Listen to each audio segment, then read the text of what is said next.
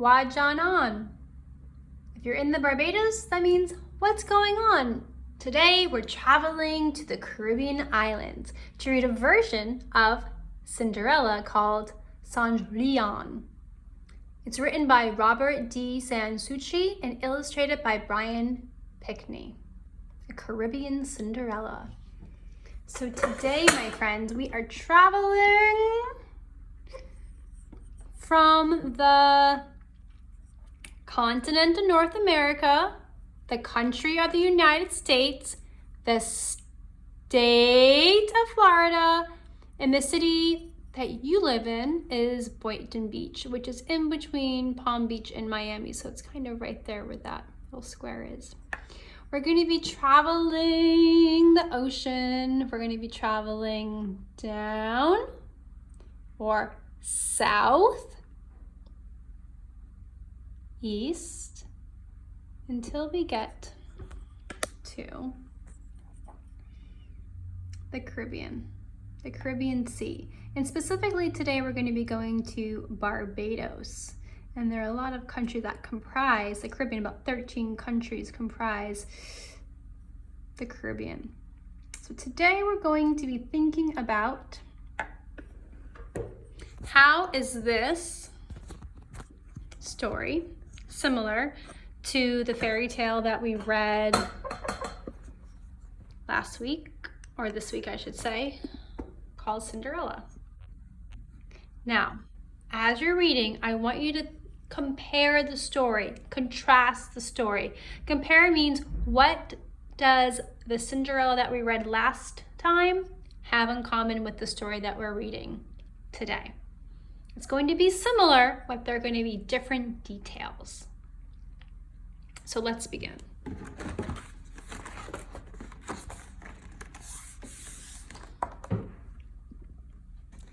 You may think you know the story I'm going to tell you, but you have not heard it for true. I was there, so I will tell you the truth of it here, now. How magical. So just looking at this beautiful island, this is an island. Just look at the nature, look at the beautiful castle. Maybe it reminds you of Florida a little bit, those beautiful palm trees, the beach, the beautiful plants and colors. The author dedicated this book to, for Mom, once again, as always, with love, RSS. That is the author's initials. And the illustrator dedicated the book to Andrea and Chloe, BP.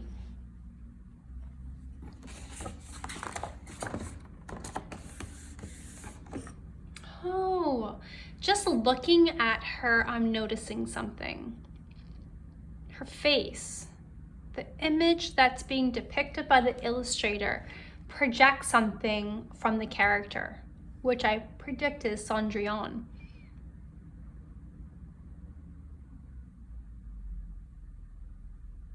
What is she thinking? Does she look happy? Does she look sound? They're doing their laundry, it looks like, in the ocean, in the water. I live on a green island in the so blue Mer de Antilles, the Caribbean Sea.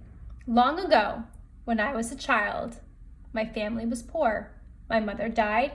She left me with one thing, a wand of mahogany. 3 taps will change one thing into another, my mother had whispered, but only for a short time. And the magic must be used to help someone you love.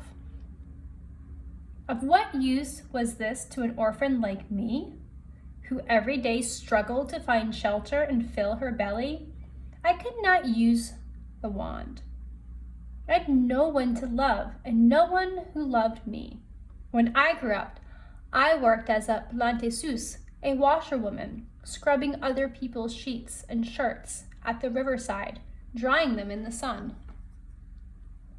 So she's doing her job. You see, that's probably her now that the details from the words are matching the images. And now when I go back to this, I know that this is a magical wand that her mother left her.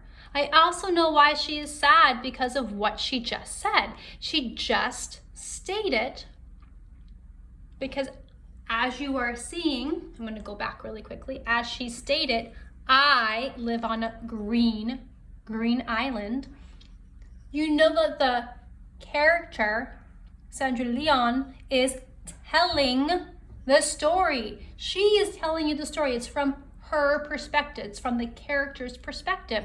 And she's telling you that her mother, when she died, provided her a wand of mahogany, which is made out of wood.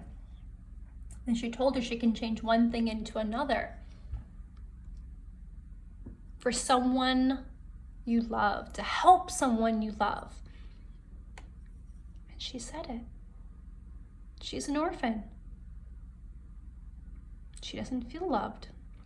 Let's keep reading and find out what happens next.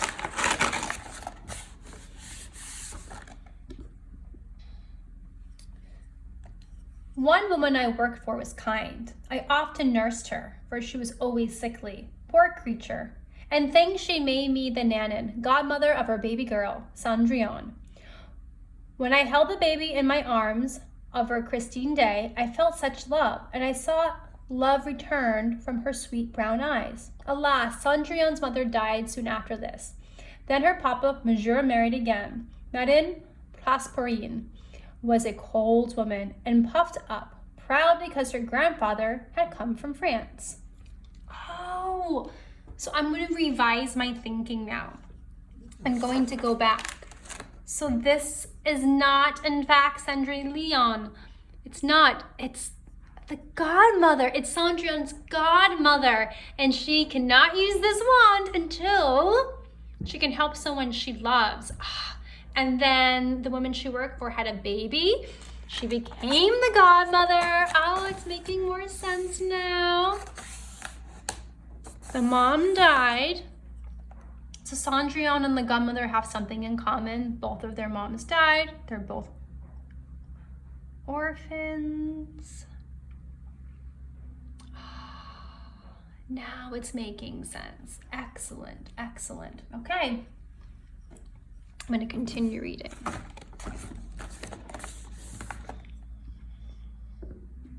When a new daughter, Vitaline, was born, Madame gave a christening party for her rich friends.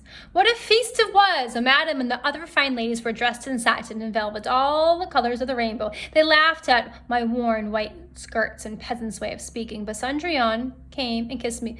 Bonjour, Nanan! She gave me a cup of punch. Her hands were blistered and red.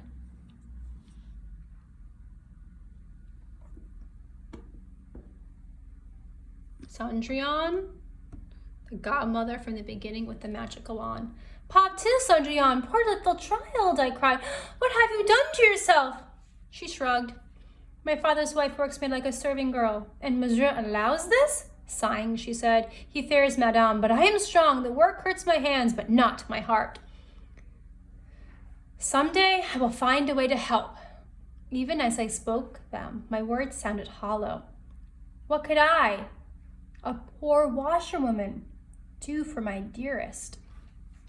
Boys and girls, a minute, she has a magical wand. She can help someone she loves. I know she loves Cendrillon. I know she loves her. I wonder if that magical wand can help her to do something good. And here is the stepmother with the new baby. And she treats her stepdaughter, Cendrillon, like a serving girl. That's not very nice. Oh, more cleaning. Here she is, just like her godmother, doing the sheets, washing the clothes. The beautiful seaside town in the water. When she was older, Cendrillon would come to the river each morning to do the family's laundry. Her sweet bonjour was music. Her smile was sunshine, even when clouds hid the sun. We knelt beside the other blanchiseuses and talked and sang and laughed as we scrubbed the clothes. Cendrillon seemed so happy. I wish that I could always see her so. Nothing was easy for her at home. Madame had and spoiled Vitalin ate dainties. Cendrillon often had only a handful of manioc flour and tail ends of codfish. All day she worked. At night she slept on a hard straw pallet. Then one day, she came sad-faced to the river. No singing or joking would make her smile. I asked, "What troubles you so, my child?" I wonder what could be bothering her. She was so optimistic and happy even when her family was being cruel to her. That reminds me of the Cinderella story that we read. That reminds me of the Latvian story of the empty barn when the two brothers were mean to the younger brother. I'm also noticing that they have something in common. Both Cendrillon and Cinderella slept in a straw pallet. Predict something in my head. Can you predict what you think is troubling her? You have your predictions?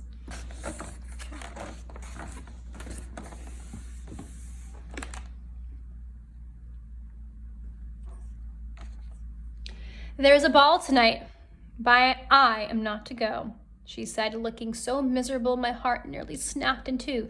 Vitalin and Mama will go, but Mama says I am lazy. Does it mean so much to you, this ball? Oh, yes, Nanan, she cried. It is a birthday fete for Paul, Monsieur Theobald's son. He is so handsome and well-spoken. He is like a prince, yet he is kind. Do not cry, dear one, I said, hugging her. Tonight you will go to the ball, for true. Upon my soul, I promise this, I said, though I was fearful of risking so much when I had no plan. But her smile lightened my heart, and she gathered up her laundry. I heard her singing. So there is Cendrillon speaking to her godmother, doing the laundry. There's Cendrillon carrying the laundry back on top of her head. I bet that's Paul, the person who's going to have the birthday party. Must be greeting everyone in their village.